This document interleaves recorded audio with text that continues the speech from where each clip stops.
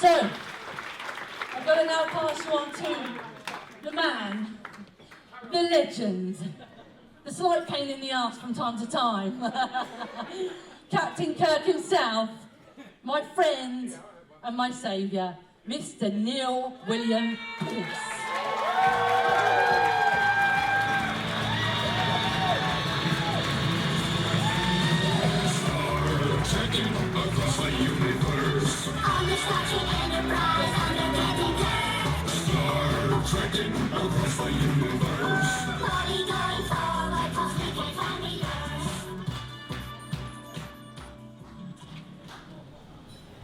Stardate 30/10/21. Captain's log. Neil W. Pearce reporting. Our 10-year mission to boldly go where no cancer charity has gone before. To seek out strange new ways of making money, fleecing the wealthy, and doing our best for the many, many people that have touched our lives and really changed the way that so many of us, from a professional point of view, have approached the way that we manage patients with cancer. Planet's Cancer Charity has turned out to be something far more than we ever anticipated. It's been more than just about money and targets. It's been about a different way of doing things. It's been about a different way of working alongside patients, making patients part of the team, having shared goals and common aims, realizing that the people that we're treating, they aren't just exercises in cancer care. They're real humans, they're people that can be our friends, that we can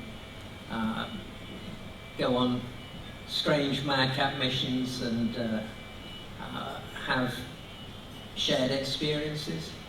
And it's been a humbling and extraordinary journey, I think, for all of us that have been involved with Planets. That's a fantastic song that you were playing, by the way. Thank you, that's Star Trek. I was thinking that I would use it to highlight some of the highlights and some of the things that we've done. Layla's already actually said absolutely everything that there is to say about Planets. And thank you for that. The only thing that you didn't say was how bloody amazing you are, which...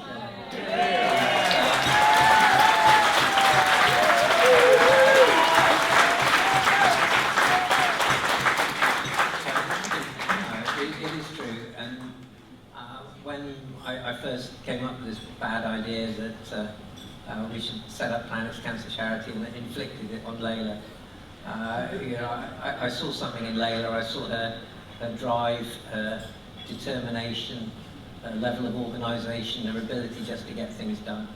And my God, that was one of the best decisions that I ever made in my life, to kind of rope you into this, because you have been utterly extraordinary.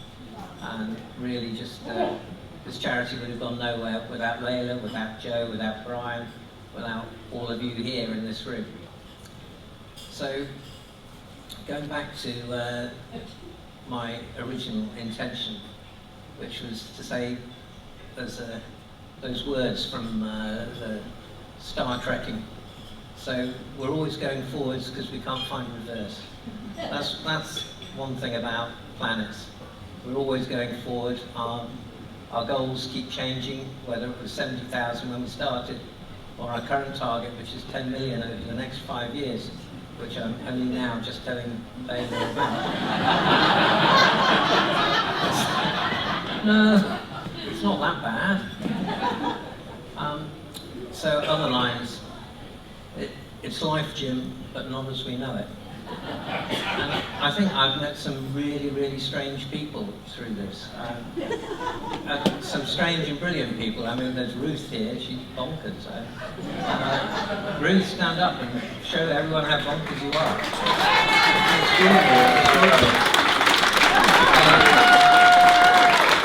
And for those who've been on the Scrap to the Future trips, Everyone will remember Steph. How extraordinary that woman was. Yeah. She kept going, she kept fighting when she had cancer, and yet she was just giving all the time. So it's been an extraordinary 10-year mission. There's Klingons on the starboard bow.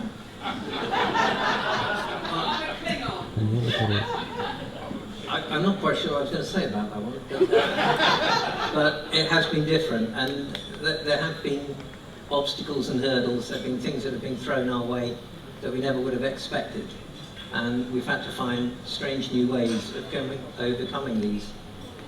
We come in peace, but we shoot to kill, and that's again, as a charity, we're here for support, but we're also here to kill cancer.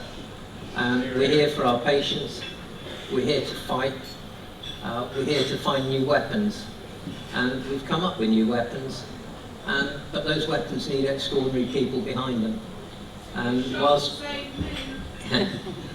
we can raise money for bits of kit, it's the extraordinary world-class people, many of whom are sat in this room, who've helped make the difference and helped keep us really at the forefront of cancer care.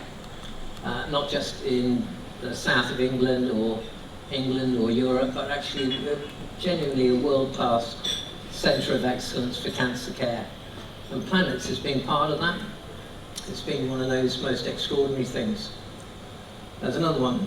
You cannot change the laws of physics. And the only thing I could come up with this was that when we started this, Brian had less hair than he has now.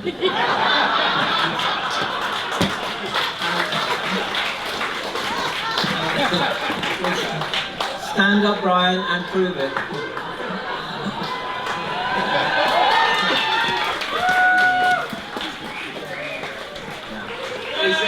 It's a completely natural phenomenon. You get to 50, you go to Istanbul, and then suddenly you get the full ticket. I'd advise anyone that wants a long weekend, just go. Where's Joe? Where's Joe? Come on, Joe.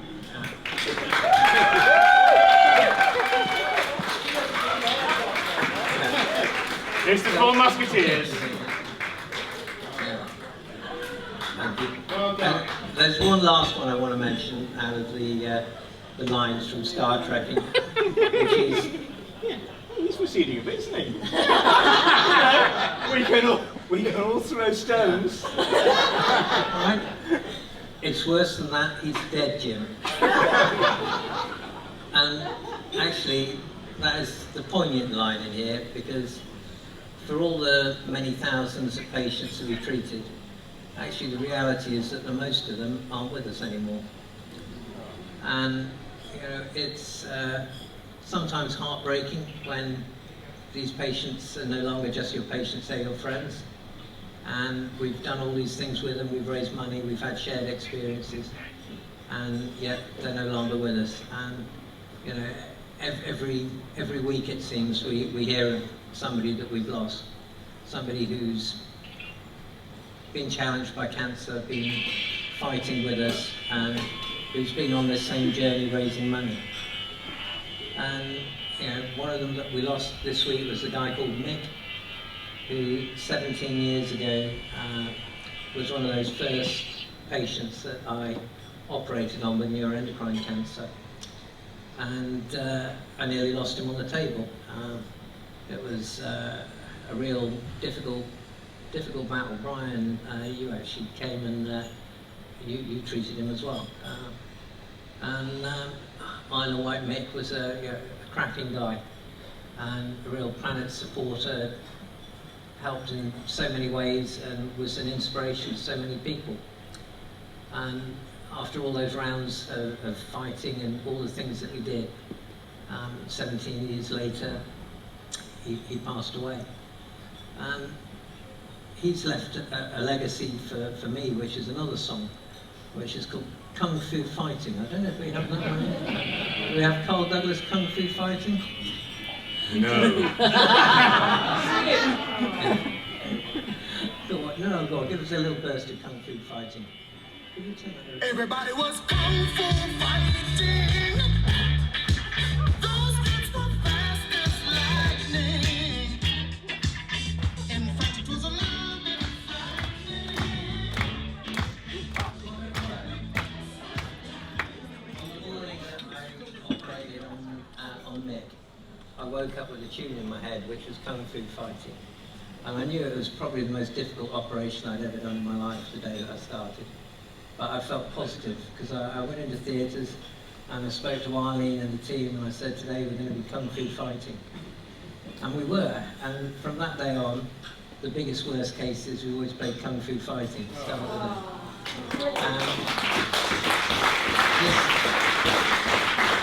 So medicine's based on a lot of science, a lot of trials, a lot of data.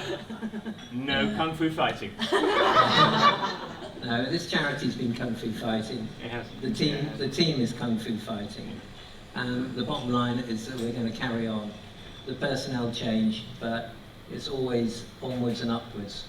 We are boldly going. I know Cancer Charity has gone before. And we're going to make sure that the next mix don't just get 17 years, they get 27 years. And we haven't won yet.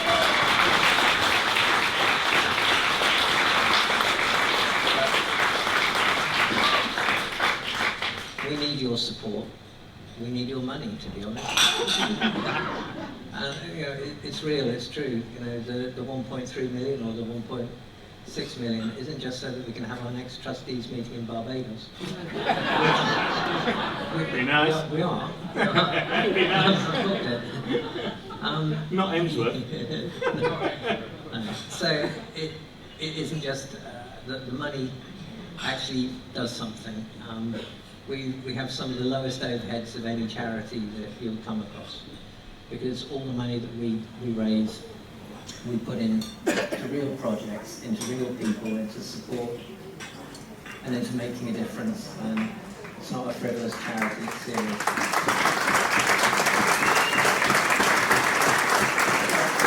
I probably better stop talking and let Adrian on here to fleece you all.